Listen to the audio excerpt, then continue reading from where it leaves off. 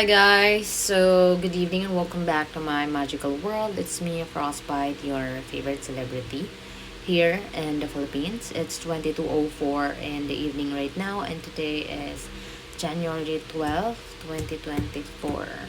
Okay, I have an headache. I have a headache, and we need some ointment.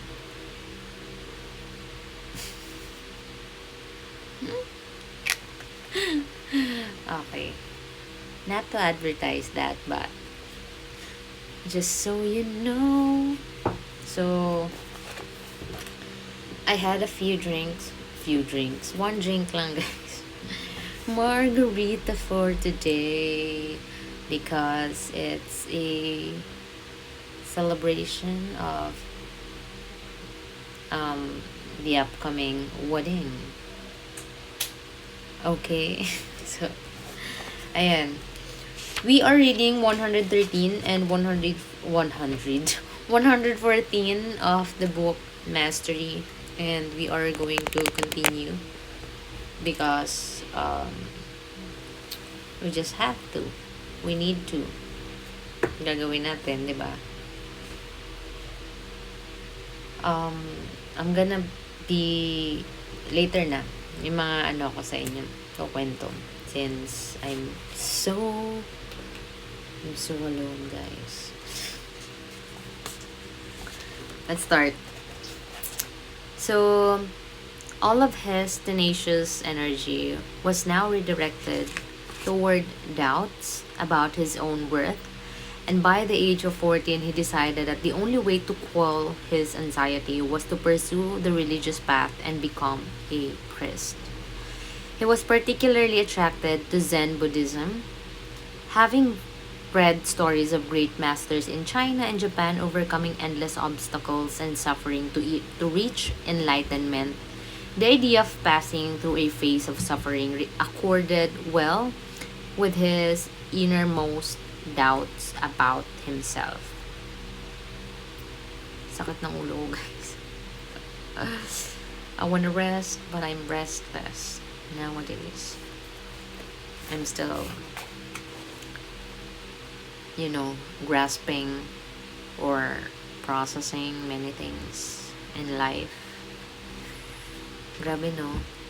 Minsan nakakatampo kasi I've reconsidered many people's wants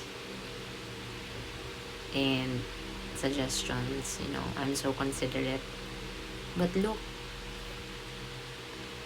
what happened. Diba? Sobrang ano lang. Nakakatampo. Anyways, going back.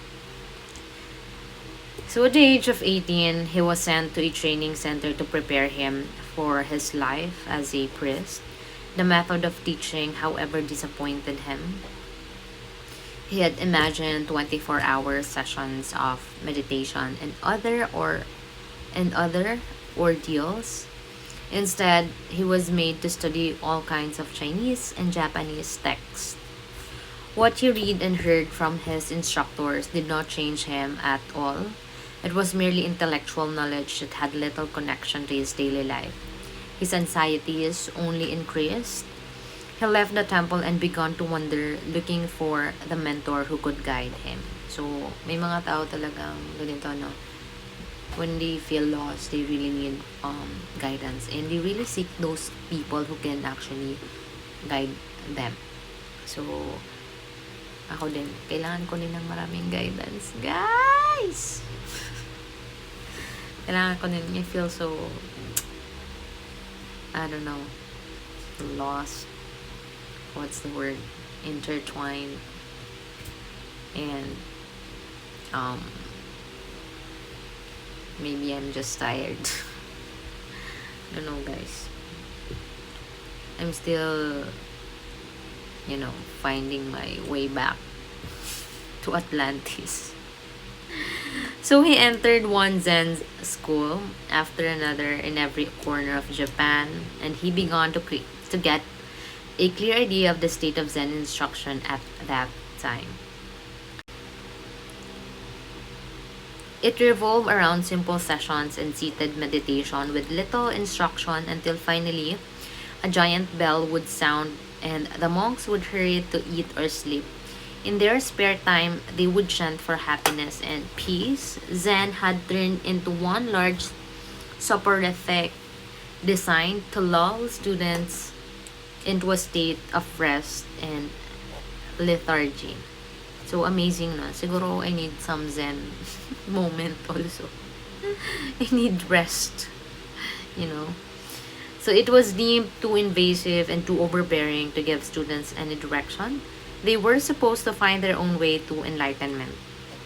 By the way, guys, if you happen to found my channel, my friends and my people out there, and the people that I have spent my entire day today, not entire day, the few hours of the day today. So yeah, no, thank you so much for all the preparation, and it's unexpected. So I know I'm not so active on my other platforms just because of XYZ things that is, you know, in my head. So ayan, and yan, so just wanna thank you all personally. I'm pretty sure soon you'll found my channel. Anyways, going back, so especially to our major sponsor pala.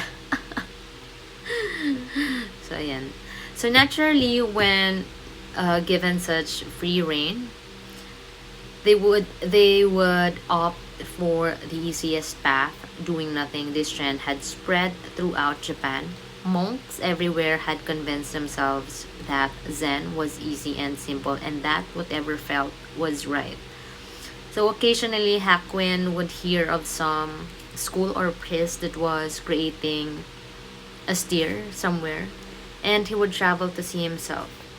So in 1708, he spent weeks traveling to reach a temple at a coastal town where just such a provocative priest was making an appearance. But after hearing a few sentences from his lips, Hakuin felt the same profound boredom and disappointment. So quotes from text, clever stories, all to cover up the deadness of the words, he began to wonder if it was time to give up. If true enlightenment no longer existed, at the temple he met another young monk who was equally disappointed with the talk of the priest. They became friends, and one day the monk mentioned that he had studied for a few days under a strange and completely reclusive master named Shoju Rojin, who was not like any other teacher he had encountered. He lived in a hard to reach village. Hard to reach. Yeah. I'm hard to reach, guys, nowadays. sobrang ano, sobrang I'm specifically mad to that freaking one person. Um Basta there are some conflicts that happen, and it's not that I wanted it. It just happened for some reason.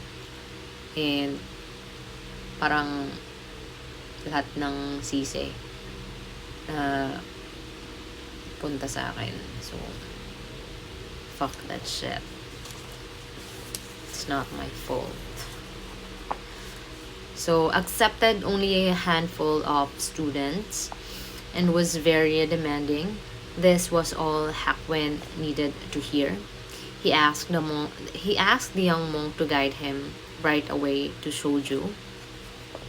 So when he met the master, he could see something in his eyes that was different from any other priest or teacher. He radiated power and self-mastery. You could read in his expression the pain he had endured to reach his current state. This man had lived and suffered. Hakuin was delighted when Shoju said he would accept him as a pupil, but his excitement soon turned to fear. During their first personal interview, Shoju asked him, "How do you understand the Koan?" koan, guys, is Koan. So it is a Zen anecdote designed for instruction about the dog and the Buddha nature.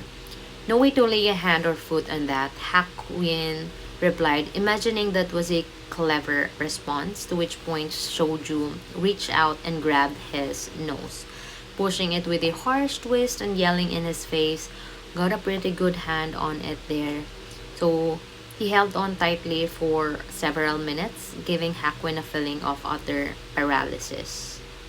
Okay? So over the course of the next few days, he endured more and more abuse. Shoju made him feel that all of his studies and traveling had taught him nothing. He could not say or do one right thing. Out of nowhere, he would receive a blow or a god of spit in his face. He began to doubt every element of his previous knowledge, and he lived in complete terror of what Shoju would do next. So Shoju gave him a series of the most difficult koans Hakwin had ever heard to ponder and discuss. He could not make heads or tails of them. His feelings of dejection and demoralization were reaching a breaking point. But knowing the persistence was important, at he kept at it night and day. Soon he had doubts about Shoju himself and entertained thoughts of leaving him in the near future. One day, feeling particularly agitated, he wandered into a nearby village, and without knowing why or how, he began to contemplate one of the thorniest koans Shoju had given him. Deep in thought, he strayed into the garden of a private house. The woman who lived there yelled at him to leave, but Hakwin seemed oblivious. Thinking he was a madman or a bandit, she attacked him with a stick, knocking him hard to the ground. So when he came to, minutes later, he suddenly felt different. He had finally penetrated to the core of Shoju's koan. He understood it from the inside out. It was alive within him. Everything fell into place, and he was certain that he had finally reached enlightenment, the world appearing to him in a totally new disguise.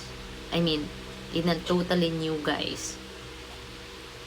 He began clapping his hands and screaming with delight. For the first time, he felt the weight of all of his anxieties lifted from him. He ran all the way back to Shoju, recognized right away what had happened to his pupil. This time the master was gentle with him, stroking Hakwin's back with his fan. He finally revealed to his pupil his thoughts from the first day they had met. He had recognized in Hakwin the necessary ingredients of true learning. Okay, let's stop right there. So that's why it's really important to really have a master that is really for you. One who is compatible to you, to your needs, most specifically, and to your growth. Okay? So, mahirap siyang hanapin. That's why, you don't need to find it right away. Kaya nga, life is a journey, diba? So, you can find them along the way, along the way your path. Okay? So, yun na guys, we're done with what we're supposed to read today. So, was may susulat sana ako. Like, mga open-ended, questions. And I wanted to say something. That's like a quote. Hanapin ko. Wait lang ha. Pag nahanap ko. So, medyo mahaba pala siya guys. I've watched it. So, hindi ko muna siya masasabi. It's a bit long. Some other time, siguro I'll post the link somewhere dito sa YouTube. Okay? So, ngayon, pahinga na muna tayong lahat. And yeah, yun na muna. So, if you are watching, yeah, like, whoever you are, whatever you are, and, welcome back. Welcome to my channel pala. So, ayan. I don't really, edit na. I don't cut. Wala na kung ano. So, kung may mga mali, you know, we make mistake as a human, right? So, um, yeah. Learn to forgive. Hindi madali yun, di ba? So, yan na guys. Gonna see you again. Sobrang wala mga, baka wala ng kabuluhan mga sinasabi ko. So, ayan na. Good night, and I will see you again tomorrow. And thank you for helping me make this world a better place for all of us and for the future generation. So, you know. Eyes with a smile.